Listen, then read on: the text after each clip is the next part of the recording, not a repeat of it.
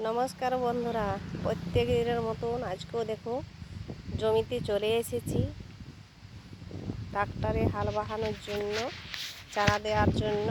কিন্তু ট্রাক্টর অন্যদিকে চলে গেল, এখন এখানে বাইবে নি। কিন্তু দেখুন জমিতে কত আগাছাগুলো বেরিয়েছে।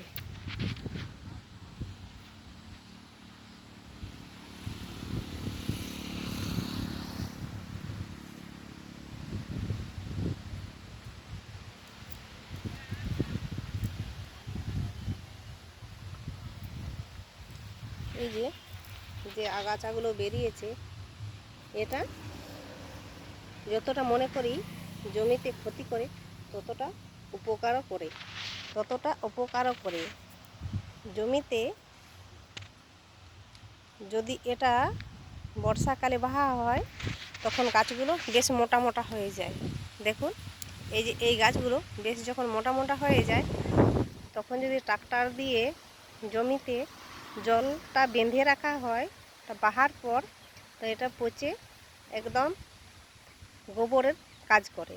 কিন্তু যদি এর পরেও যদি গোবর সার বা রাসায়নিক সার দেওয়া হয়, তাহলে ধানটা ঠিকঠাকভাবে হতে পারে না। অতিরিক্ত সার যদি বেশি হয়ে যায়, গাছগুলো লাগানোর সময় ঠিক থাকে, পরে দেখবেন এত পাতাগুলো বড় হয়ে যাচ্ছে, পাতাগুলো বেশ মোটা মোটা হয়ে যাচ্ছে, গাছিটা বেশ মোটা হয়ে যাচ্ছে ঝাড়টা, কিন্তু পরে নরম হয়ে যায়। যেমন ধরুন এই যেটা আমাদের দেশি খাবার খেয়ে যেটা পুষ্ট হয়, সেটা সার বা অন্য কিছু দিলে অত বেশি হয় না। কিন্তু সার না দিলে জমিতে ফলন বেশি হয় না, কিন্তু হিসাব মতন দিতে হবে। এই জিনিসটা এত বেশি জমিতে উর্বর করে যে না যারা চাষ করে থাকে তারা বুঝতে পারবেন না। যারা এইভাবে এই আগাছাগুলোকে বৃষ্টির জল যখন জমিতে ভরে যায়, তখন যদি ট্রাক্টরে চাষ দিয়ে জলটা বেঁধে রাখা হয়, সেগুলোতে কি উপকার হয় যাদের থাকে তারাই জানে। আমাদের থাকে, আমাদের এলাকায় দেখছেন তো, আমাদের প্রত্যেক জমিতে এই আগাছাগুলো বেরিয়েছে। আগাছাগুলোর জন্য আমরা কোনো ওষুধ ব্যবহার করি না। ওষুধ ব্যবহার করলে মারা যাবে, বা গ্রীষ্মকালে মেরে দিলে শুকনো হয়ে যাবে, তাতে কোনো কাজে লাগবে না। বর্ষাকালে যদি এটা বাহা হয় তাহলে সারের কাজ করে, তার জন্য আগাছাগুলো থাকলেও আমাদের কোনো অসুবিধা হয় না। কিন্তু এমনিতে যদি আমরা এই আগাছাগুলো মনে করি যে ফেলে দিলে তাহলে চাষের জমিতে উর্বর একটু কম হয়। তার জন্য আমরা এগুলো রেখেই থাকি। আপনাদের দিকে যদি এরকম আগাছা হয়ে থাকে, ফেলবেন না।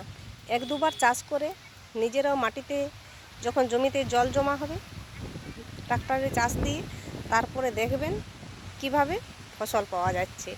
আমরা তো এটা খুব ভালো মনে করি।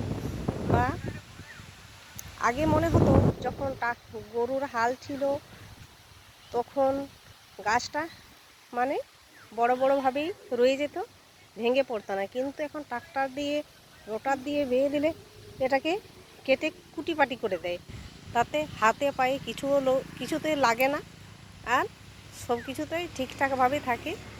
ধান লাগানোর 1 সপ্তাহ পর জমিতে গেলেই বুঝতে পারা যায়। যদি আপনাদের কারো জমিতে হয়ে থাকে, কেউ কিন্তু এটা উপড়িয়ে ফেলবেন না। বা গ্রীষ্মকালে হাল বাইলে পরে ট্রাক্টর দিয়ে ওটা মরে গেলে ওটা শুকনো কাঠের কাজ করবে, ওটা সারের কাজ করবে না। নমস্কার, এইটুকুই বলছি। আপনারা একবার যদি আপনাদের থাকে জমিতে, আপনারা এইভাবে একবার চাষ দিয়ে দেখবেন, আর ফসল কিভাবে হচ্ছেন কমেন্টে জানাবেন কিন্তু। নমস্কার।